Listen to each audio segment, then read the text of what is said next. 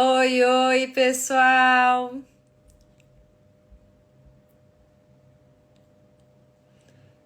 Olá. Boa noite, gente.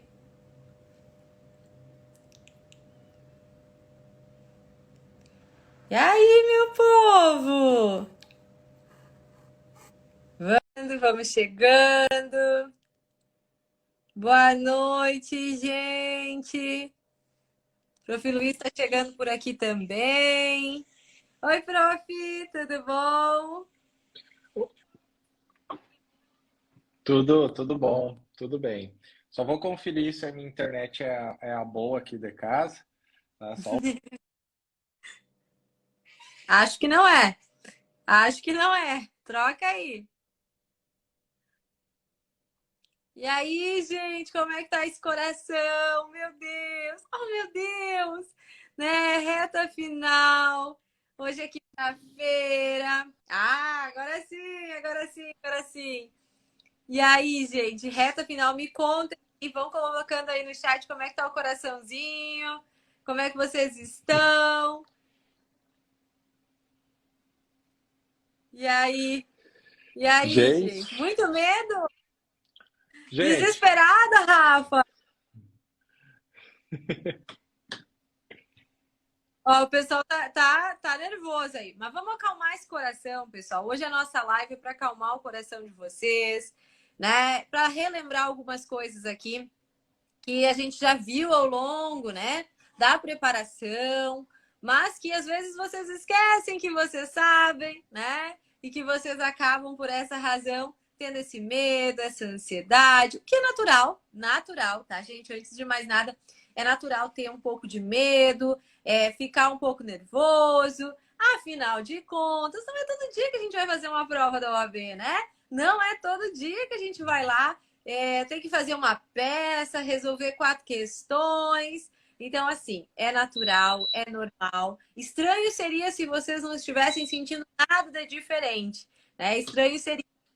Mas, mesmo com ansiedade, mesmo com medo, a gente tem que tentar trabalhar esses sentimentos para ficar tranquilo, para fazer a prova, relembrando, né? De todo aquele empenho que vocês tiveram ao longo da preparação e que isso vai resultar aí na aprovação. E só para acalmar o coraçãozinho de vocês também, vamos lembrar o seguinte, ó, tem a live hoje, amanhã à noite, às 19 horas, nós temos o início da nossa revisão turbo. Durante a revisão turbo, eu e o professor Luiz Henrique, nós vamos estar juntos, a gente vai intercalando um pouquinho o prof. Luiz, um pouquinho eu, revisando os principais conteúdos das nossas matérias. Sábado pela manhã, nós estaremos juntos novamente, e aí vamos até sábado ao meio-dia. E depois sim, sábado à tarde é para você descansar, revisar o seu material, organizar a sua vida aí para poder ir no domingo lá fazer a prova. Então, estaremos juntos. Olha o que o Prof. Luiz está fazendo aí. O que tu tá fazendo, Luiz? eu tô arrumando aqui para ficar melhor. O Luiz está arrumando o cenário agora, Prof. Luiz. Não, Ele é que tá... Não, é que eu sempre faço esse cenário, mas hoje não ficou legal, então eu tô mudando. tá, muda E aí. agora. Foca na luz aí, Luiz. E aí, gente, então vamos fazer o seguinte: nós vamos dar algumas dicas para vocês aqui, tá? Eu vou tentar acompanhar aqui também no nosso chat aí, depois eu vejo nos comentários e aí eu tento responder algumas dúvidas também que surgirem. Mas vamos primeiro às dicas, aí eu dou uma dica, depois eu passo para o Prof. Luiz e assim a gente vai indo, tá? Então, olha só, primeira dica que eu vou dar aqui, pessoal, é quando nós temos, e essa é uma pergunta que me chegou muito, muito ao longo do curso, e como vocês sabem, né, é uma das apostas, então eu tenho que falar sobre elas, né? Sobre essas peças. Então, pessoal, recurso ordinário e contrarrazões. Eu vou falar um pouquinho sobre essas duas peças, tá? Não esqueçam que para ser recurso ordinário, como é que você vai identificar isso no enunciado? O seu enunciado vai narrar uma situação que retrata que foi prolatada uma sentença na vara do trabalho. Então, tem situações, tem enunciados que vêm já com a palavra sentença, considerando que foi prolatada uma sentença. E aí diz lá, não cabendo embargos de declaração, qual a medida judicial que você tem que fazer? RO. RO. RO é a peça que você vai ter que fazer. E o que é a nossa dica? Tô feliz ou tô triste? Tô feliz ou tô triste? Porque normalmente a banca coloca uma sentença de parcial procedência. Normalmente. O que significa isso? Vão ter pedidos lá que o autor ganhou, e terão pedidos em que a parte reclamada, o réu, ganhou. Então você tem que ir com atenção, olhando se o seu cliente ficaria feliz ou triste com aquela decisão. E mais do que isso, às vezes o seu cliente até fica feliz, mas não 100% feliz. O que significa isso? Vamos supor que fosse um recurso pela parte reclamante. Ele ganhou, mas ele não ganhou tudo. Ele não ganhou o valor que ele pediu, ele não ganhou o percentual que ele pediu. Então, ele tem motivo para recorrer? Tem, porque ele pode melhorar aquela decisão. Então, fiquem atentos. Se vier a descrição, né? Pedido tal foi julgado de uma maneira, pedido tal foi julgado de tal maneira. Vocês têm que se colocar na posição de advogados daquele cliente que o enunciado indicou. E vocês precisam olhar, e aqui, ó, gente, é detalhe por detalhe, tá? Passo a passo, você vai vendo ali, porque qual é a dificuldade do RO? Vem muitas informações e você tem que ver o que daquilo ali efetivamente você vai utilizar lá para sua tese. Então, tem que ter muita atenção. Bom, recurso ordinário, você vai fazer peça de interposição, peça de razões. Peça de interposição é para o juiz do aquo, ou seja, onde estava tramitando aquele processo. Aquela informação que foi dada pelo enunciado.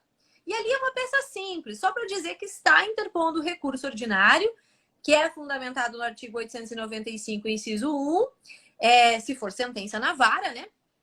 E nas razões, estas endereçadas para o TRT, é que você vai trazer as suas teses, os motivos para anulação ou reforma da decisão.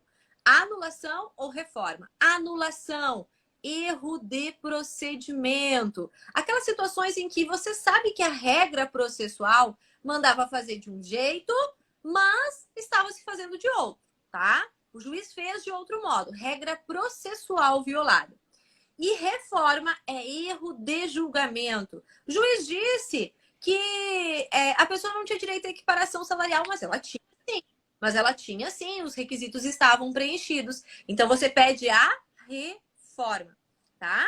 Tá bem? E olha só, a diferença para contrarrazões. Contrarrazões vem um pouquinho depois. É a resposta do recorrido. E aí algumas pessoas confundiam ao longo da preparação. Achavam que contrarrazões era um recurso. E que quem ia fazer se chamava o recorrente. Não, quem faz contrarrazões é a parte recorrida. Ou seja, quem não estava, não pediu nada de reforma, não queria. Não, essa pessoa estava satisfeita, estava feliz com a decisão. Só que como o outro recorreu, pelo princípio do contraditório, ela tem direito de se manifestar. Então, como é que você identifica no enunciado? O enunciado deu um passinho a mais. Vai dizer para você que o RO já foi feito e você precisa responder esse recurso. E aí, é você olhar tudo que foi objeto de recurso, né? E dizer que não está certo nada. Que aquele recurso não tem que ser provido, que a sentença tem que ser mantida. Achar um argumento para dizer que a sentença estava certa. E olha só, o ponto-chave, a cerejinha do bolo para fazer a peça de contrarrazões é você tentar derrubar aquele recurso por dois caminhos. Para ele não ser conhecido ou ele não ser provido. Quando que ele não seria conhecido, minha gente? Se ele não atender os pressupostos de admissibilidade. Então, você vai olhar para aquele enunciado e vai ver. Será que o recurso foi feito dentro do prazo? Será que foi feito o preparo? E se não foi, preliminar de intempestividade, preliminar de deserção. Então, fiquem atentos a isso, tá, gente? Tá bem? A primeira dica da prof, então, foi sobre RO e contrarrazões, tá? Agora vai com o prof. Luiz aí. Gente, duas coisas. Primeiro, a cara de assustado do prof é que tinha trancado os comentários aqui para mim e o número de pessoas. Eu não sabia se eu estava online ou não. Outra Pro- questão, pessoal. Mais de 1.000. Mais de Mais de... 1.000, mais de 1.000, quase 1.200. Outra questão, pessoal, que eu quero falar antes do meu palpite, pessoal, vocês ficam muito pedindo e acabam não prestando atenção, né? Então vamos lá, vamos tentar prestar atenção. A gente sabe já o que vai cair. Deixa nós falar, né? Deixa nós falar, porque a gente sabe o que vai cair e daí vocês prestando atenção, vocês acabam entendendo o que nós queremos falar, porque senão tu fica preocupado com um tema que provavelmente não vai cair, daí tu não presta atenção no que a gente fala, entendeu? Fica essa dica aí, e isso serve também, pessoal, para amanhã na revisão, tá? Isso serve também para amanhã na revisão. Por quê? Porque muitas vezes o aluno ele fica no chat, muitas vezes interagindo, acaba não prestando atenção na aula, tá? Então, queria fazer esse pedido, prestem atenção, porque hoje vai ter questões da prova, amanhã vai ter, sábado vai ter, e muitas vezes tu tá assistindo, mas tá distraído e acaba não pegando, tá?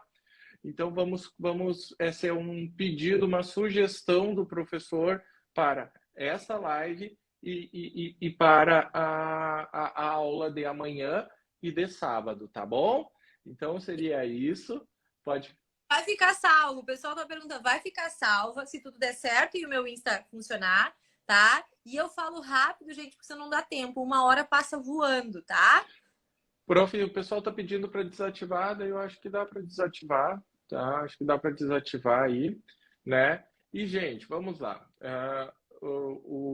Sim, a live vai ficar salva no Insta da Prof, então nós vamos subir lá para o nosso canal o Mundo Mágico da CLT, tá bom, pessoal? Então, artigo 29, tá? Que é o artigo que fala sobre a anotação da CTPS. O prazo para tu anotar a CTPS do empregado é 5 dias, tá? Artigo 29 da CLT. Só que tu tem que cuidar, gente, que este prazo não quer dizer que o empregado vai trabalhar 5 dias sem vínculo e depois tu vai assinar, tá? É porque o empregado começou a trabalhar, geralmente ele entrega lá os documentos, a carteira, a empresa tem que mandar para o escritório contábil fazer as anotações, fazer os registros. Então, esse procedimento de anotar, ele pode demorar até 5 dias, mas o registro é sempre decorrente do primeiro dia que o empregado trabalha, tá? Gente, na CTPS do empregado não pode ter nenhuma anotação desabonadora. Eu falo em aula para vocês que para muitos trabalhadores, não é o caso de vocês, estudantes de direito, mas para muitos trabalhadores, a carteira de trabalho é como se fosse o currículo do empregado. Ele não vai ter um currículo vitae, ele vai ter só a CTPS dele. E se tiver alguma anotação que prejudica a sua imagem, é a mesma coisa que tu entregar o teu currículo com uma fala ruim sobre ti, né? Então, não pode fazer isso. Se isso ocorrer, pessoal, vocês têm que lembrar que se ocorrer a anotação desabonadora, o pedido do empregado é o dano extrapatrimonial. Por quê? Porque alguns alunos se confundem, porque logo abaixo ali do parágrafo 4º, parágrafo 5º, tem a remissão para o pedido da multa para a empresa que faz essa anotação. Só que essa multa não gera um benefício ao empregado, ao teu cliente, né? É uma multa administrativa que vai lá para o Ministério do Trabalho, que depois eles doam para reconstruir uma praça, para doar a cesta básica e tudo mais. Então, tu como advogado, se houver uma anotação desabonadora e tu quer que teu cliente seja reparado sobre isso, tu vai lá no 223C da CLT, que fala do dano extrapatrimonial, né, para a pessoa física e vai fazer o pedido de indenização por dano extrapatrimonial. Pessoal, dano extrapatrimonial é o dano moral. Lembra da brincadeira que eu falo que nós, do direito do trabalho, estamos hierarquicamente superiores a todos os demais? Os chinelão lá do civil falam de dano moral, nós somos chiques, somos mais Estamos num nível intelectual muito superior, é dano extrapatrimonial. Um ponto que eu gostaria de lembrar com vocês, né, é o seguinte, que o 223C fala os direitos que são protegidos à pessoa física. Daí, sempre quando tu vai pedir o dano extrapatrimonial para o teu cliente, tu tem que indicar qual daqueles direitos foi violado, a imagem, a honra, a autoestima, o lazer, tu tem que indicar. Muita gente está falando contestação, contestação com reconvenção. Gente, se caísse, se dissessem para mim, Luiz, tu vai fazer a prova da OAB e tu vai fazer uma contestação com reconvenção. Ou seja, vai ter uma reclamatória trabalhista do empregado e a empresa vai ter que fazer um pedido. Eu vou ter que criar um pedido da empresa, porque daí tu faz a contestação, alegando que não é devido os direitos que o reclamante está pedindo, e a empresa tem que pedir algo contra o reclamante. Duas situações podem ocorrer numa contestação com reconvenção, que é o empregado estar devendo para a empresa porque causou um prejuízo lá do 462, parágrafo 1º, né, o empregado estar devendo e tu cobrar estes valores sobre o prejuízo de algo quebrado, ou pode ter no enunciado que na entrevista o proprietário da empresa informou que o empregado está falando mal da empresa nas redes sociais, está divulgando dados da empresa, segredos da empresa, né? Um funcionário do CEIS que saiu do CEIS que está divulgando as estratégias, quantos alunos nós temos e tudo mais. E daí, pessoal, aí que eu quero entrar numa dica aí para vocês, que vocês têm que lembrar que pode cair também em questão ou numa contestação com reconvenção, que a pessoa jurídica pode sofrer dano extrapatrimonial. E daí é o artigo 223D da CLT. Então, pessoal, cuidem, tá? Havendo uma ofensa, né? Se eu tô aqui, tô bravo, tô fazendo uma live porque eu fui demitido, o Nidal me demitiu, eu tô bravo, faço uma live e começo a xingar o CEISC, falar mal do CEISC, o CEISC pode me processar e pedir dano patrimonial nos termos do artigo 223D da CLT. Então, tomem cuidado quanto a isso. Outro ponto, né, pessoal, que já que a gente está falando do dano extrapatrimonial, lembrem que, por exemplo, tu pode acontecer um fato, por exemplo, e isso te abalar. Por exemplo, tu sofreu um acidente de trabalho, dano moral. Daí desse acidente ficou uma cicatriz, dano estético. Desse acidente, tu teve gastos médicos, dano material, ressarcimento. E desse acidente, pessoal, tu perdeu a capacidade de trabalho, seja ela parcial ou seja ela integral, pensão. Então, dependendo do fato, pode gerar 4 pedidos, né? Qualquer ilícito, dano moral, dano extrapatrimonial, né? Um ilícito que causa uma cicatriz, algo visível, dano estético. E aqui daí tu vai fundamentar no 223A e seguintes ali da CLT. Agora, se é dano material, aí tu vai para o Código Civil, né? E se é a pensão, tu também vai lá para o Código Civil, que é aquele 927, 191. É 927, né? Que daí remete a 198. Agora me deu um... 186. Hã? O 186 e o 927. Isso, 927 e 186. Aí, perfeito. Então, essas seriam as minhas primeiras dicas, tá, Prof. Cleide? Muito boas dicas, aliás, Prof. Luiz, muito boas dicas. Pessoal, assim, ó, um dos pontos que sempre gera, e o Prof. Luiz trouxe e acabou falando do direito material e já trazendo um ponto importante para a questão processual.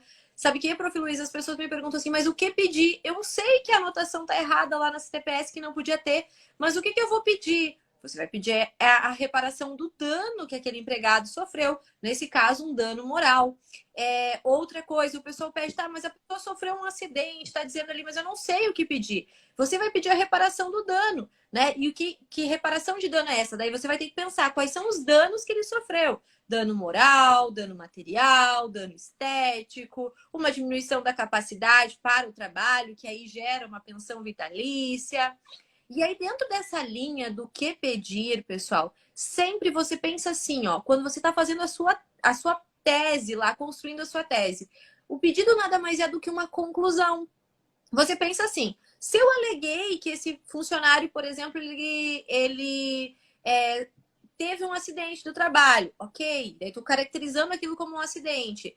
Ele gastou com remédios, com tratamento. O que eu tenho que pedir? Bom, eu tenho que pedir que ele seja ressarcido por isso, né? Por esse dano que ele sofreu.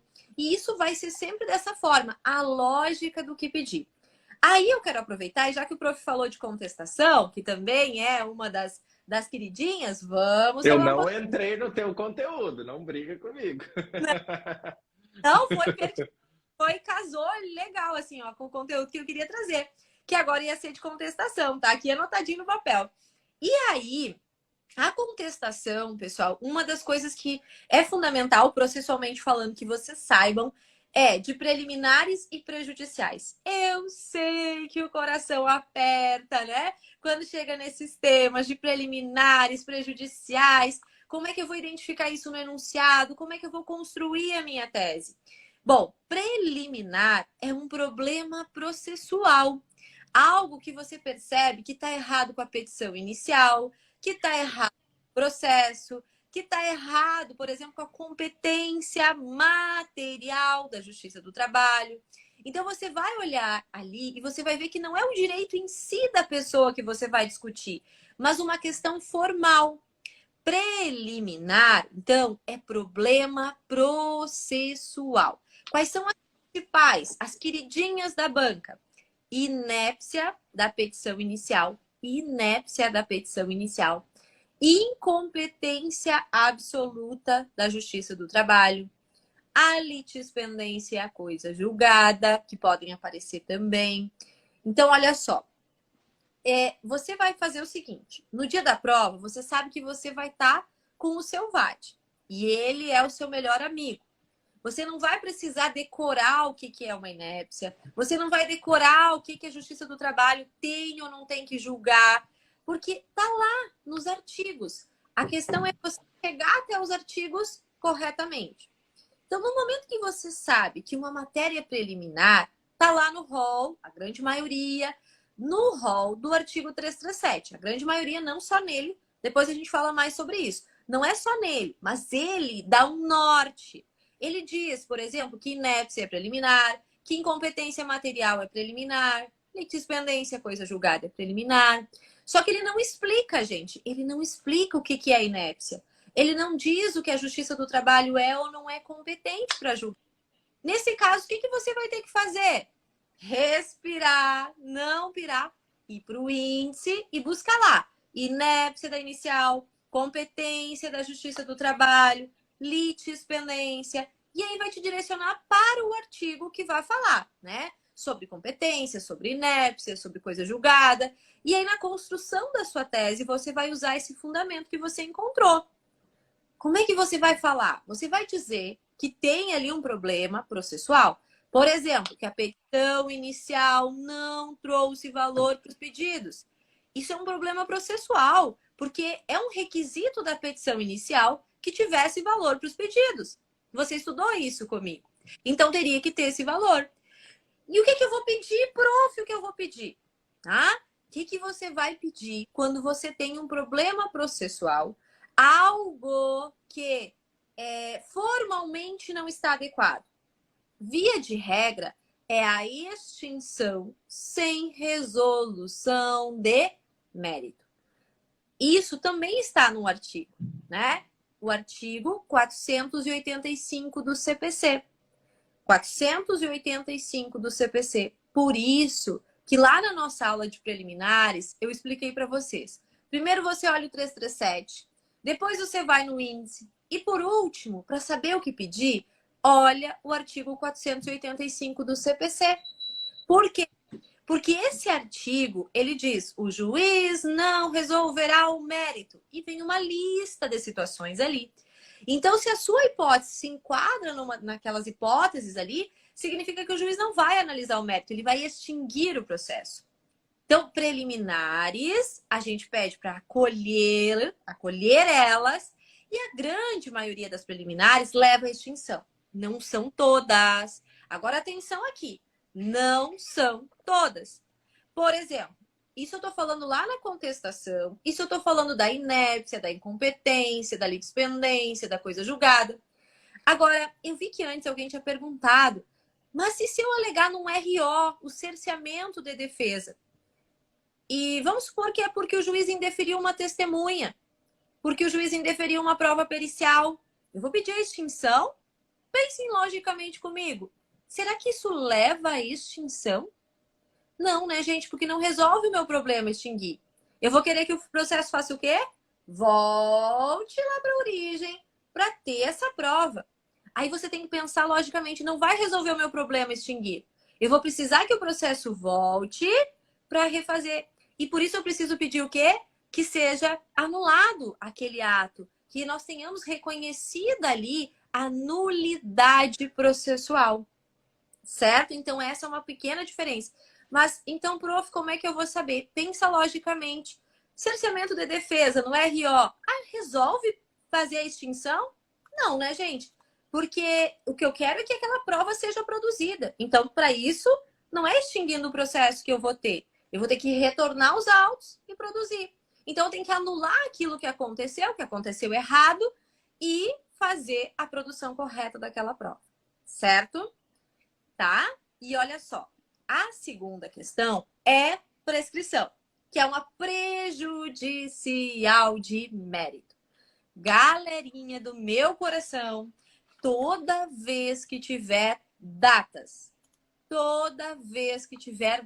no enunciado, circula, isso no caderno de rascunho, tá? Circula, sublinha e faz as contas.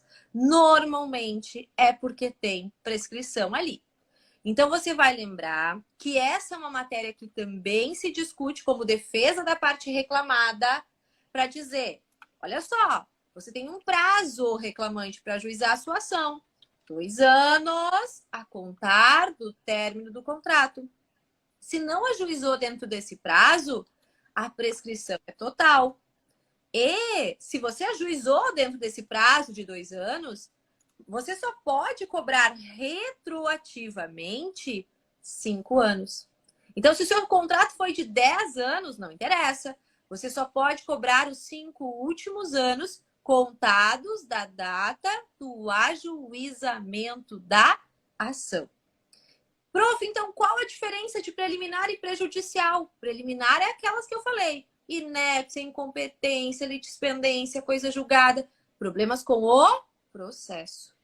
Prejudicial é prescrição. São prazos para ajuizar a ação e cobrar verbas retroativamente. Então, é aquele prazo. Quando tem datas ali, eu tenho que olhar o artigo 11 da CLT. E eu tenho que olhar o artigo 11 da CLT. E o que eu peço quando tem uma preliminar? Extinção com resolução. Porque, gente, uma vez reconhecida a prescrição, a pessoa não pode mais ir lá e ajuizar a ação de novo. Quando eu falo com e sem resolução, lembra o que isso significa? Se o processo é extinto sem a análise do mérito, a pessoa pode ir lá e propor de novo uma ação depois? Pode. Agora, se teve a análise de mérito, faz coisa julgada material. E aí ela não vai mais poder rediscutir aquilo novamente. Então é por isso que a gente tem que cuidar. Quando a gente tem uma extinção sem análise de mérito, ela pode ir lá e propor uma ação novamente. Agora, quando tem a resolução de mérito, aí é só por ação rescisória que eu posso rediscutir aqui. Ok? Fechou? Vai que é tua, prof. Prof, eu sei que a gente ia disfarçar e não ia entregar de maneira tão clara que vai cair na prova, mas eu vou abrir uma exceção. Pessoal, todo mundo anota aí, tá? A OJ 375, tá? Tá lá na prova, tá? O que é a OJ 375? Vai estar lá na prova o enunciado e vai dizer se a aposentadoria por invalidez ou o empregado afastado para o INSS, se enquanto ele estiver afastado, suspende ou não o prazo prescricional. tá? Ou seja, eu fui afastado por auxílio doença acidente, eu fui afastado por auxílio doença comum ou aposentadoria por invalidez. Esse período que eu fiquei afastado, o que ocorre com a prescrição neste período? O que a OJ diz? A OJ diz o seguinte, que no período que tu está afastado, a prescrição flui normalmente, salvo uma exceção, que seria a total incapacidade do empregado afastado de conseguir ter acesso à justiça.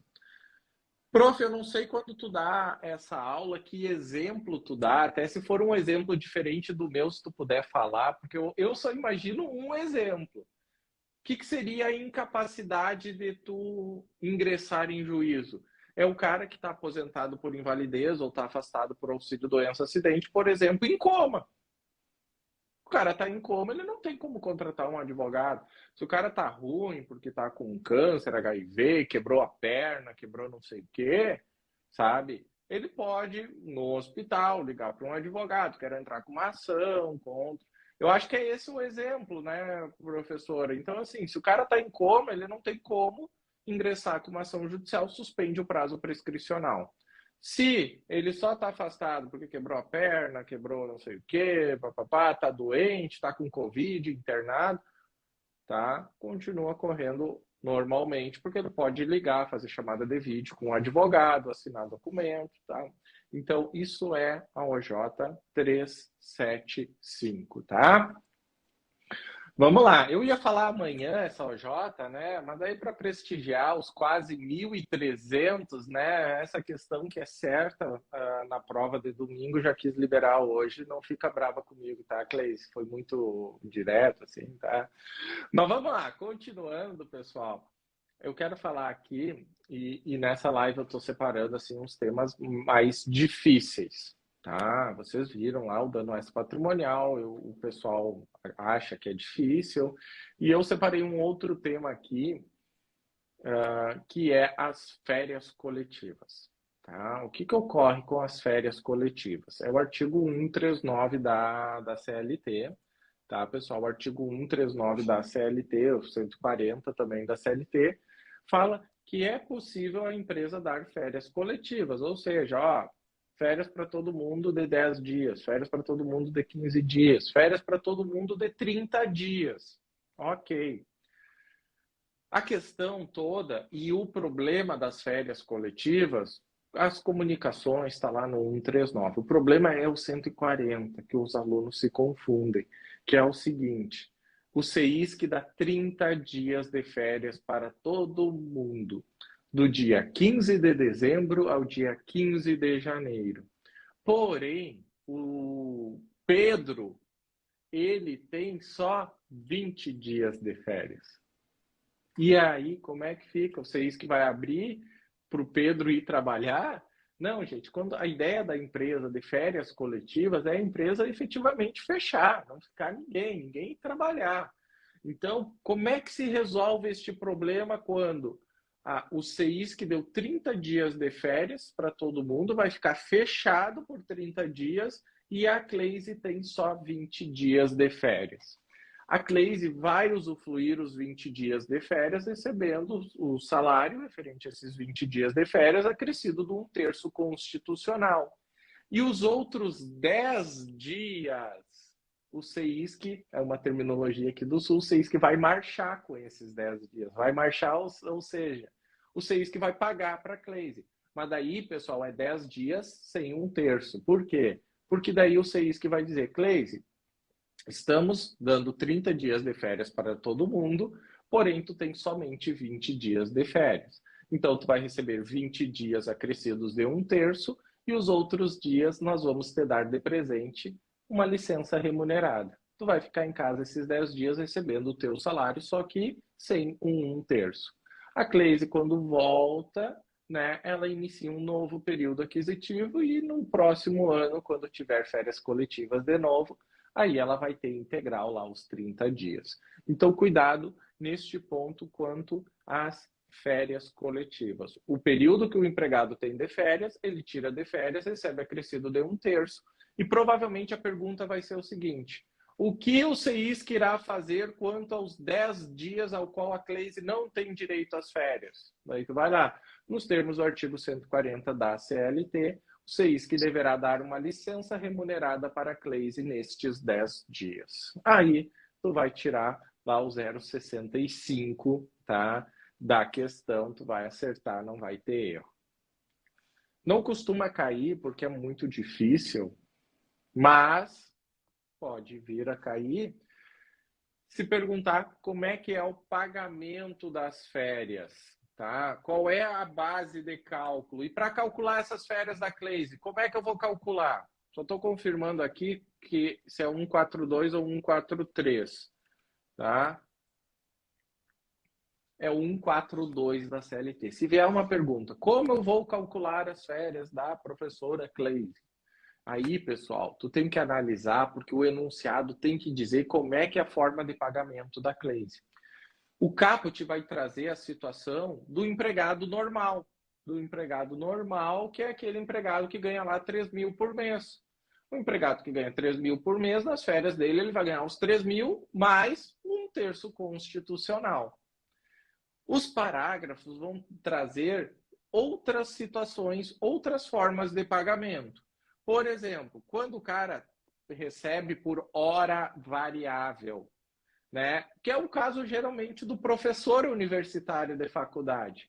A Cleise, esse semestre, está lá com uma disciplina, semestre que vem vai estar com 3, no outro semestre vai estar com 4. Então, um semestre ela ganha 1.000, no outro ela ganha 4, no outro ela ganha 3, no outro ela ganha 10, dependendo da carga horária ao qual é dado para ela.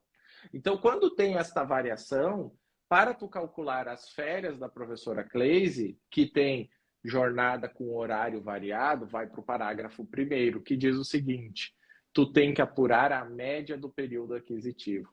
Quanto que a Cleise ganhou nos 12 meses que ela trabalhou para adquirir as suas férias. Eu separei dica difícil para essa live, viu? O parágrafo 2º, pessoal, vai falar para quem ganha por produção, para quem ganha por tarefa realizada, por atividades realizadas. E daí, pessoal, mesma coisa. E por fim, o parágrafo 3º, quem recebe comissão. Daí é a média dos últimos 12 meses. Meu Deus do céu, professor, que loucura, eu não sabia disso. Não tem problema, eu acabei de te lembrar. Meu Deus do céu, professor, e se cair não tem problema, tu bota férias lá no teu índice remissivo, vai no 142. É só tu olhar. Se é normal, recebe sempre o mesmo salário, caput do 142. Se recebe por hora variável, parágrafo 1º. Se recebe por produção, parágrafo 2º. Se é o cara que é comissionista, parágrafo 3º. É isso que a gente fala para vocês, que é um pouquinho difícil, é um pouquinho chato, sim. Mas, gente, se fosse para a primeira fase, vocês têm o código, vocês têm que começar a criar essa lógica aí para vocês, entendeu? Que achando, respira, não pira, né? Olha o artigo e a partir do momento que tu olha o artigo, tu vai ter lá a tua resposta, tá? Então, pessoal, se cair férias, né? Esses são as duas possibilidades, do meu ponto de vista, mais difíceis que podem aparecer. Até desculpa se eu me estendi um pouquinho, prof, mas passo de volta para ti. Não, beleza, beleza, prof. Depois eu acho que a gente vai ali para as perguntas. Tem umas aqui que o pessoal mandou, daí a gente escolhe algumas para responder, tá? Mas 1.300, passamos dos 1.200. Nossa, obrigada por estarem aqui com a gente. Eu também tenho duas dicas aqui para dar para vocês também. Agora, não tanto em termos de peça, mas que pode vir lá nas questões de conteúdo processual. E uma primeira é sobre execução. E execução, vocês sabem, é um tema que é um pouquinho mais difícil, mas também, como o prof disse, está lá nos artigos. A gente precisa saber interpretar os artigos e saber responder aquilo que for necessário. Então, olha só. Tema da desconsideração da personalidade jurídica. O que vocês precisam saber? Se eu tô lá Tinha uma questão na bateria. Viu? Ah, sintonia aí, ó. Imaginem que estamos lá na execução. Se tentou buscar, né, bens da pessoa jurídica, mas não se conseguiu. A execução era contra a pessoa jurídica. Não se conseguiu obter sucesso. Aí o enunciado pergunta: o que deve ser feito na tentativa de atingir bens de sócio? Então, não é simplesmente sair fazendo uma penhora. Não é simplesmente sair fazendo atos executivos. Para que eu possa atingir os bens dos sócios, eu preciso ter a desconsideração da personalidade jurídica. E como é que eu vou obter essa desconsideração da personalidade jurídica? Através de um incidente. Através do incidente que é previsto lá no artigo 855-A da CLT. Vou repetir porque eu sei que alguns estão anotando. Artigo 855-A da CLT. E esse artigo remete para o CPC. Então, o que você tem que lembrar? Ele diz, cabe o incidente no processo do trabalho. Aí ele direciona para o CPC. Só que ele traz umas exceções. Porque quanto a recursos, nós usamos as nossas regras próprias. Nós não vamos usar o CPC. E aqui vai também uma questão fundamental. Sobre qualquer questão que falar sobre usar ou não o CPC, ou que você fique em dúvida, vou usar o CPC ou não? O CPC é a nossa fonte supletiva e subsidiária. Mas para que eu possa usar ele, o que eu tenho que ter então? Omissão na CLT e compatibilidade. Toda vez que existem normas diferentes, lá no CPC e na CLT, eu vou usar CLT, tá? Ia falar para... Por favor, escutem isso, escutem isso. Era uma das brigas. Muito obrigado, meu amor. Obrigado pelo presente. Acabei de ganhar um presente do meu amor, que veio aqui bater na porta. Que E esse legal! aqui, Eu também e vou esse ganhar. aqui, e esse aqui. Mas Ai, que assim, ó, é, por quê, prof? Desculpa te interromper, prof, mas foi uma das brigas minhas com eles, né? Porque assim, ó, tendo previsão na CLT, né, eu tinha percebido que os alunos têm usado muito o CPC, mesmo tendo a previsão da CLT. Ó, é na omissão da CLT e se for de acordo com os princípios. Então, embargos de declaração tem previsão na CLT, tu não pode usar lá o CPC preliminar, não tem na CLT. Aí tu usa o CPC. Então, vamos cuidar isso, tá? Desculpa te interromper, professora, mas aqui na resolução de questões eu observei muitas perguntas e daí, prof, eu sei que tem previsão na CLT, mas eu usei o CPC. Não, vai na CLT, inclusive se tu tá dizendo que sabe, vai na CLT, porque vai vir na CLT, o artigo da CLT, a gente tem certeza que vai vir no padrão resposta. O do CPC a gente não tem certeza. E falando nisso, o pessoal pergunta muito assim: tô na dúvida entre um artigo e outro para citar. Qual é a lógica que você tem que pensar? O artigo mais específico. E esse é um caso que o prof falou. Se eu tenho um artigo da CLT, que é específico para processo do trabalho, né? No nosso caso, será que faz sentido eu usar o CPC? Faz quando ele complementa, quando eu tenho a omissão na CLT. Mas se não, gente, não tem por que eu utilizar. Inclusive porque existem coisas incompatíveis. Por exemplo, prazo recursal. Eu nunca vou usar o CPC, né? A não ser lá quando eu estou falando de recurso extraordinário, porque daí não tem previsão na CLT mesmo. Mas todos os nossos recursos possuem nomes próprios, prazos próprios, cabimento próprio. Por exemplo, agravo de instrumento. Eu jamais vou usar o agravo de instrumento do CPC, porque o nosso agravo de instrumento ele tem uma outra finalidade, ele tem um outro prazo, tá, gente? Então, muito cuidado com isso. Porque eu sei que na hora do nervoso, né, às vezes, principalmente para quem é civilista e está fazendo segunda fase em trabalho, né? Faz estágio no civil, aí vai lá, mas eu agravo de instrumento lá do processo civil. Né? Não cabe de decisão interlocutória? Não, gente, no processo do trabalho, decisão interlocutória é irrecorrível de imediato, né? Então, tem que cuidar com isso, se policiar com relação a isso, para não correr o risco de errar na hora da prova. E por isso que eu falei, ó, no caso do incidente de desconsideração, a própria CLT manda para o CPC. No caso da ação rescisória, a própria CLT manda para o CPC. Numa ação de consignação, não tem previsão, né, não dessa ação na CLT. Aí eu vou para o CPC, porque aí de fato eu tenho uma omissão e eu preciso usar o Código de Processo Civil. Combinado? E uma outra questão que vocês devem estar atentos, e essa é uma questão que eu aposto pelo seguinte motivo. Cada vez mais é um tema debatido, é um tema recorrente, que se fala, que se fomenta o acordo. Acordo, acordo, acordo, acordo. E aí nós temos o acordo extrajudicial, que é levado para homologação judicial. E aí esse é um tema que, como eu falei para vocês, né, é difícil de cobrar como peça, porque daí seria uma peça para pedir a homologação de um acordo, enfim. Mas vocês têm que ter em mente que isso pode vir numa questão, perguntando sobre a questão da obrigatoriedade de advogados. Olha numa prova da OAB, o advogado saber que ele é obrigatório num processo, né? Num tipo de ação específica, que é o processo de homologação de acordo extrajudicial.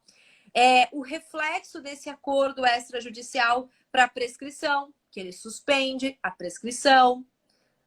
Saber que esse acordo extrajudicial, se ele não for homologado, que cabe recurso ordinário, como a gente estudou em aula. Então, olha só, gente. Artigo 855b e seguintes ali. Também temos que ter uma atenção. Acordo extrajudicial.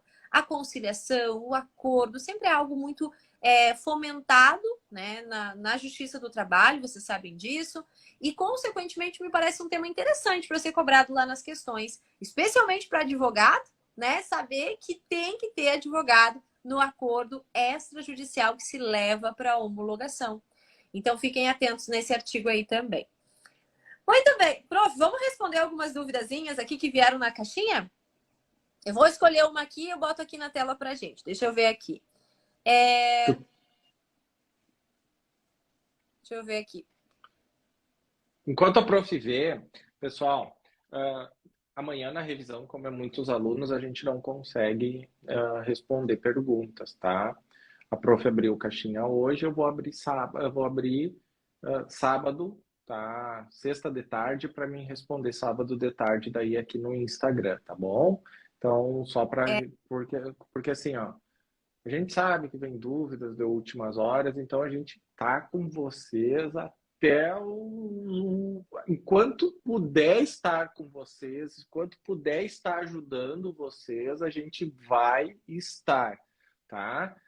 Claro, muitos alunos e tudo mais, né? Então, mas a gente está fazendo o máximo possível para atender a todas as demandas que estão chegando de vocês aí nesses últimos dias, nessas últimas horas pré-prova, tá? Só para deixar avisado aí. Vamos Isso lá. aí. Veio aqui, Luiz, não é na caixinha do Instagram lá, é a caixinha aqui mesmo da live, tá? Eu não sabia disso, eu sou grosso. Tu não sabia disso? Mas é que eu achei que tu tinha aberto, por isso que eu falei, mas tá valendo, nós vamos estar junto, pessoal, abrindo caixinha, tentando responder, fazendo live, daqui a pouco surpresa lá no sábado de tarde, domingo de noite, não, domingo de manhã. A gente vai estar, em algum momento a gente vai se encontrar. Então aqui a pergunta, ó, da B. Veiga Manda. Que eu devo ter falado, enfim, não deve estar certo ali a minha pronúncia, mas enfim, ela pediu se pode escrever fato, fundamento e pedido no mesmo parágrafo para economizar linhas. Pode e deve, se for uma peça longa e você verificar lá que não vai ter como, vai faltar linhas, coloca tudo junto, explica direitinho ali, coloca as palavras de ligação que vai ficar tudo bem, tá? Outra pergunta aqui, ó, do Wellington. Prof, o recurso adesivo substitui as contrarrazões? Não, são duas peças separadas, distintas, com objetivos distintos. Se o enunciado perguntar a resposta para o recurso que a outra parte fez, é contrarrazões. Agora, e as contrarrazões buscam manter a sentença. Agora, se a pergunta for sobre qual recurso você poderia fazer agora, qual medida judicial você poderia fazer naquele momento para reverter a sentença, aí seria o recurso adesivo. Então, tudo vai indicar, lá no finalzinho do enunciado vai ter esse direcionamento para ser uma resposta ou para ser um recurso em si, porque o recurso adesivo recurso é, certo? Vou dar essa daqui para ti, prof. Luiz. Tu enxerga aí? Não, eu não estou conseguindo enxergar, mas se tu puder ler. Tá. Aqui, ó. A Bruna Sena, passando só para agradecer. Fui aluna de vocês no exame passado e fui aprovada. Saudades. Deixa eu ver aqui, ó. Deixa eu ver. Artigo 140 da CLT. Ah, não, não. É o das férias. É o das férias? A pessoa estava pedindo para explicar o artigo 140, mas eu não sei por que ele não foi aí para a tela.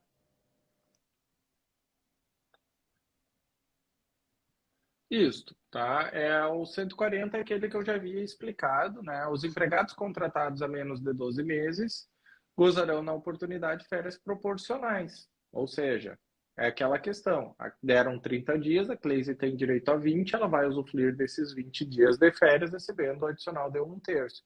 E os outros 10 dias que a empresa vai estar fechada, a empresa vai estar fechada, a Cleise não tem como ir trabalhar, a empresa vai pagar normalmente o salário da professora, mas sem 1/3 constitucional, porque ela não vai estar de férias, porque ela só tem 20 dias de férias. Daí, quando ela volta das férias coletivas, todo mundo volta e inicia um novo período aquisitivo. Para ti, essa, prof. Miki Pereira, tem fundamento legal a estabilidade do jovem aprendiz? O jovem aprendiz, ele não tem estabilidade, tá? O que acontece? As formas de demissão dele estão no artigo 433 da CLT. Inclusive, caiu numa das segundas fases ou primeira fase as hipóteses de rescisão. Quando que o aprendiz pode ser demitido? Desempenho insuficiente, e daí seria uma demissão por justo motivo, né? O cara não está rendendo. Ausência injustificada a colégio, que daí foi o que já caiu na prova da OAB, se perguntaram se poderia rescindir antecipadamente o contrato do aprendiz que reprovou no colégio, né? Daí sim, ou a pedido do aprendiz ou quando ele cometer uma falta grave, tá? Então são Ele esses, é o artigo era da grávida jovem aprendiz. da grávida jovem aprendiz, tá? Gente, o que acontece? Nós entramos naquela questão do contrato por prazo determinado da gestante, independente de ser aprendiz ou não, tá? Vocês têm que lembrar, tá, que a aprendiz é empregada, tá? É empregada, tá? Então, é o seguinte, o contrato de aprendizagem ele é por prazo determinado. A gestante, seja ela trabalhadora normal, seja ela aprendiz, tá? Só tem estabilidade quando demitida. Por quê? Porque o artigo 10 da DCT protege a gestante de uma rescisão injusta. Então, pessoal, a aprendiz, ela vai ter estabilidade se houver uma rescisão injusta no seu contrato de trabalho. Porém, lembrem que no contrato por prazo determinado, quando termina o prazo do contrato, não existe a demissão. Existe o encerramento do contrato. E daí, pessoal, tu tem que analisar na questão, se vier cair, se ela foi demitida antes do prazo ou se houve o encerramento do contrato. Se ela foi demitida antes do prazo, ela vai ter a estabilidade nos termos do artigo 10 da DCT, porque houve uma demissão injusta dela. Claro, se for por justa causa, aí não tem, né? Obviamente. E isso vale para a trabalhadora normal, entendeu? Então, terminou o prazo, não tem demissão, por isso não tem estabilidade. Esse é o posicionamento do STF na tese 497. E a Vicky Dornelles pediu aqui para dar dicas sobre como aproveitar o tempo de prova. A minha dica é a seguinte: quando você estiver fazendo a prova, não se demore nas coisas que você tem dificuldade. Por exemplo, você chegou numa questão que você não está encontrando a resposta. Deixa essa questão para depois. E vai fazendo as outras que você já sabe. A mesma coisa para a peça. Tenta ler o enunciado, organizar as ideias no rascunho, fazendo a estrutura básica, e aí você vai para o desenvolvimento. Caso você não tenha conseguido encontrar o fundamento de uma tese, então deixa um espacinho lá na hora de construir a peça para depois você voltar e complementar. Às vezes o aluno só sabe a resposta, só não achou o artigo, não achou a súmula naquele momento. Então, para não perder muito tempo, já vai fazendo o resto, né? E deixa isso para depois. Não sei se o Prof. Luiz tem alguma outra dica.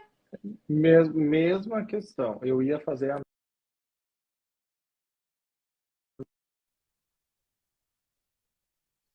vai para 2. Responde a 2. Foi para 3, achou a resposta, mas não achou o fundamento, já esboça lá uma resposta e deixa ela em stand-by, vai para 4. E assim tu vai indo. Por quê? Porque de vez em quando tu perde 1 hora numa questão e que tu não vai achar, que tu não vai saber, ou que tu vai errar essa questão. Mas daí tu deixa de responder a 2, a 3 e a 4 em razão dessa demora. E geralmente, pessoal, tem uma questão mais difícil e 3 que é o mesmo padrão. Daí tu vai que tu empaca nessa, né? Pode ser que tu nem perceba qual que é difícil, né? Mas geralmente tem uma que você quer um pouquinho mais difícil. A gente tem percebido isso e daí tu perde muito tempo nela e daí as que são fáceis tu não tem tempo para fazer. Então tem que cuidar este detalhe para tu tentar aproveitar ao máximo o teu tempo. Outra questão, um pouquinho antes de começar a prova, tenta ir no banheiro já um pouquinho antes, porque senão daí já começa a prova, já dá 20 minutos, 30 minutos, tu já tem que ir no banheiro, sabe? Eu sei que é bom tu levantar, caminhar, tomar uma água, respirar, mas assim, ó, se já de início aí tu já vai, porque cada ida vai dar uns 5 minutinhos, uns 10 minutinhos, então se tu já puder, por exemplo, um pouquinho antes já te organizar, assim, ó, 20 para 1, já ir no banheiro para já começar a prova com a bexiga vazia. Tá? Parece bobagem, mas é, porque daí tu sai, eu sou favorável de tu sair, ir no banheiro, dar uma esparecida de vez em quando, mas assim, cada saída é 5, 10 minutinhos, né? Então, se tu puder postergar um pouquinho, né, essa saída aí também é uma ajuda. Eu nunca tinha dado essa dica aí, primeira vez, me veio agora na cabeça, é assim que acontece na hora. Olha, eu acho que não cai, né, a live, Luiz, se a gente passar um pouquinho, né? Eu acho que Acho, eles avisam, eu acho que acho que avisa. E agora acho que tá mais de 1 hora, prof. porque a Acho gente que tá tá com um mais de número 1 hora. bom, né, de espectadores aqui que a gente vai ter que dar uma estendidinha aqui, né? 1.340, Eu, né? eu não me importo, por mim podemos ficar mais um pouco. Aí, vocês querem, galera? Então, meta aí o like na Acho que, live. acho que dá para ativar um pouquinho os comentários para a gente sentir um É, pouquinho os alunos. deixa eu só. Eu sei que dá uma travadinha.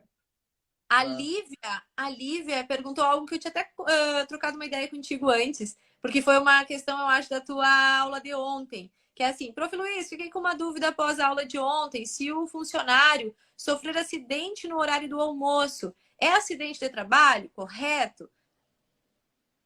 Assim, ó, já caiu numa prova de primeira fase, tá lá no artigo 21 ou 20 da Lei 8.213, tá?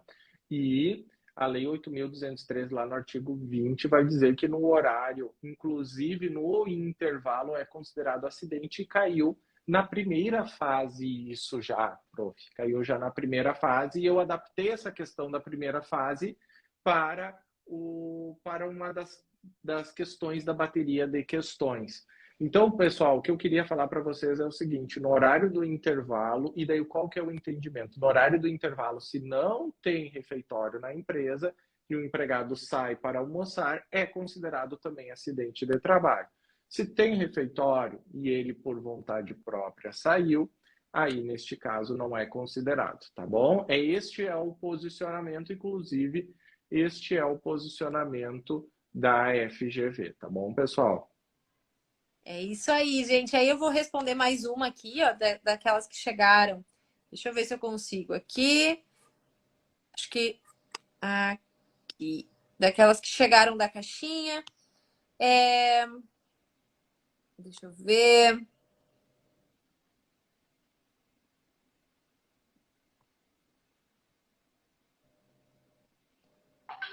Aqui, ó. Deixa eu ver. Lara Medeiros pediu para falar sobre depósito recursal. Seguinte, Lara, na nossa aula de kit sobrevivência, eu dei um esqueminha para vocês, que é a seguinte. Depósito recursal é feito pela parte vencida, que foi condenada em pecúnia. Então, via de regra, é a reclamada, né, gente? Que é quem foi condenada em pecúnia. Então, se a reclamada vai recorrer, ela tem que fazer o depósito recursal. Só que você tem que ficar de olho nas hipóteses de redução pela metade, de isenção. E se for o caso, lá na hora de mencionar, dizer que deixou de fazer o depósito recursal por ser isenta, ou que está fazendo depósito recursal pela metade por ser, por exemplo, microempresa. Então, a dica é, a reclamada deve fazer se ela foi condenada em pecúnia, e você deve cuidar com as hipóteses de isenção, redução pela metade, substituição, se o enunciado trouxer algo com relação a isso. Eu vou falar sobre isso na nossa revisão, amanhã ou sábado pela manhã, conforme for nosso horário ali, tá? Então, esse vai ser um tema da revisão, assim como vários outros que eu vi que vocês estavam pedindo aqui. E eu vou trazer na revisão de amanhã e de sábado, o que vocês estão todos convidados para fazer parte, para estarem lá com a gente, tá? O pessoal, hoje, depois da nossa live de manhã, eu fui almoçar lá na chácara, né? E a minha mãe, Ike, a minha mãe chama de Ike, né? Ike, por que que os alunos estão te chamando de cara pálida? O que que houve? A minha mãe já sabia se os alunos estavam me elogiando ou xingando. Eu não, mãe, é que eu xingo eles de cara pálida para chamar a atenção deles.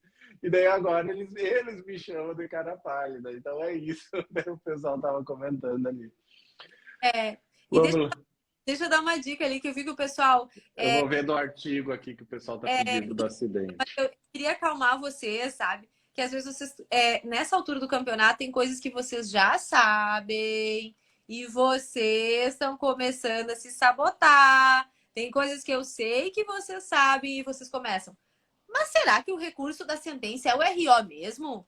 Será? Vocês começam a desconfiar das coisas que vocês já sabem. Então, tentem respirar, que quando isso acontece, é deixar o nervosismo tomar conta, tá, gente? Então, tentem respirar, não pirar, tá? Que vai dar tudo certo. A live vai ficar salva aqui no meu Insta, tá? Se tudo der certo, quando eu fizer aqui o encerramento.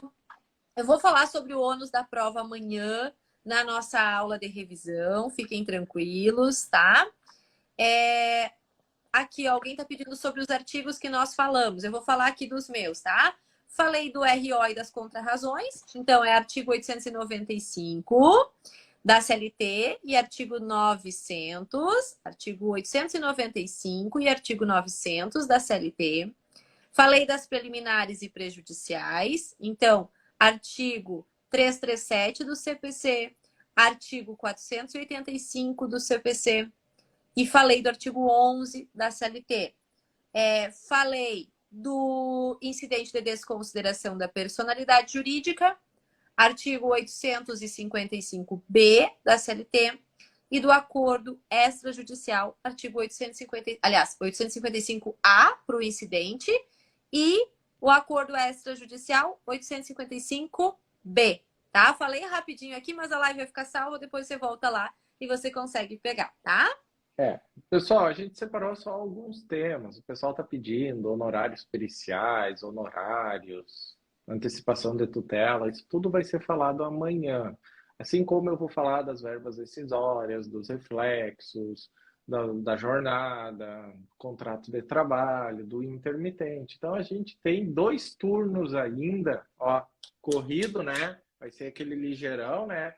E para dar uma revisada. Os meus artigos, eu falei do artigo 29 da CLT, sobre contrato de trabalho, né, assinatura da CTPS, melhor dizendo. Eu falei sobre dano extrapatrimonial, 223A e seguintes da CLT. Eu falei sobre férias, que é o 139 e o 140 e o 142. Eu falei do acidente de trabalho, que é o artigo 21, eu tinha acertado, é o artigo 21 da Lei 8.213. Eu também falei da OJ 375 da SDI 1 sobre a suspensão do prazo prescricional, tá? Então foram essas situações, tá? Lembrando a todos, pessoal, Palpite meu é contestação, palpite da Prof. Cleise é o RO. Lembrando que amanhã, a partir das 19 horas, no YouTube, né? E sábado, eu não sei se é às 8 ou às 8h30, tá? Nós temos a nossa revisão, que é gratuita, é para todos os alunos, todo mundo que quiser, né? A gente vai estar lá tirando dúvidas que vocês estão apresentando aqui. A gente sabe, a gente estuda a prova, a gente sabe o que cai, a gente sabe como cai, a gente faz os levantamentos, o que caiu na última prova, o que caiu na penúltima, na antepenúltima. E amanhã vai ser assim, a partir de amanhã, né, vai ser um dia com bastante conteúdos, né? Então, como calcular verbas decisórias, a prof vai fazer a linha do tempo dela, e assim, vai ser um momento que vocês têm que aproveitar ao máximo, como eu disse lá no início da live, né? Aproveitar para absorver aquele conteúdo, para lembrar daquele conteúdo, né? Até a palavra correta é lembrar, né? É lembrar. Tudo que a gente vai falar amanhã, a gente já comentou, seja em aula, seja em dica, seja aqui na live, em outras lives, tá? Então, a revisão amanhã é a partir das 19 horas, tá? A partir das 19 horas que começa a aula amanhã, tá bom? Se vocês puderem compartilhar com os amigos de vocês, né, que estão na segunda fase em trabalho, né, a gente agradece muito. Amanhã a gente vai ficar muito feliz se vocês compartilharem, né, tirarem fotinho. Tô aqui com vocês, prof. Estamos aqui acompanhando, estamos juntos. Mundo mágico da CLT, as meninas com as unhas laranja, os meninos que quiserem pintar as unhas de laranja, não tem nenhum problema, né? Podem pintar também, né? Eu tava falando com uma aluna, prof, nós temos que pensar em fazer a camisa do mundo mágico da CLT para ver para o povo ir com a unha laranja, com a camisa laranja, né? Temos que pensar para a próxima edição, fazer a lojinha do mundo mágico da CLT. E eu tive que comprar uma calça laranja, porque a minha laranja não serve mais, né? Aí tive que correr atrás de outra calça laranja para poder usar amanhã. Ei, vida, hein? Ei, gente. Mas é isso, pessoal. Acho que o importante é que vocês saibam que a gente está com vocês. Nós estamos juntos nessa caminhada, né? Desde lá, né, da primeira fase, enfim, e agora vamos seguir juntos. Não vamos largar a mão de vocês até o final. A gente pede um pouquinho de paciência, né? A gente está aqui, está tentando dar atenção para todo mundo. Vamos seguir juntos, tá? Amanhã, então, nossa revisão. Vamos estar esperando por vocês. Sábado tem revisão. Aí, no sábado à tarde, a gente responde caixinha de pergunta no nosso Insta. No domingo de manhã, quem sabe, né, prof? A gente passa para dar um oi, uma boa prova numa live, né? Se tudo der certo. E se a gente conseguir compatibilizar os nossos horários, porque também a gente pretende fazer porta de prova, então tem que ver se vai dar tudo certo. Mas a gente quer deixar aqui para vocês uma mensagem de que vai dar tudo certo. Tentem manter a calma. Agora é reta final, últimos dias. Vocês buscarem as energias que vocês precisam para que domingo vocês tenham o melhor desempenho possível e que vocês consigam a aprovação. Certo, gente? Então tá, meu bem. Então tá, minha gente. A tropa dos cara pálidas estavam falando aqui e um falou que vai de cueca laranja. Bora então, seus cara pálidas, vamos descansar hoje. Quem tá com a energia ainda dá para dar mais uma estudadinha, né? Amanhã de manhã, amanhã de tarde, mas esperamos você 100% amanhã às 19 horas no YouTube, tá bom? Um abração, tchau, tchau. Gente, tchau, tchau.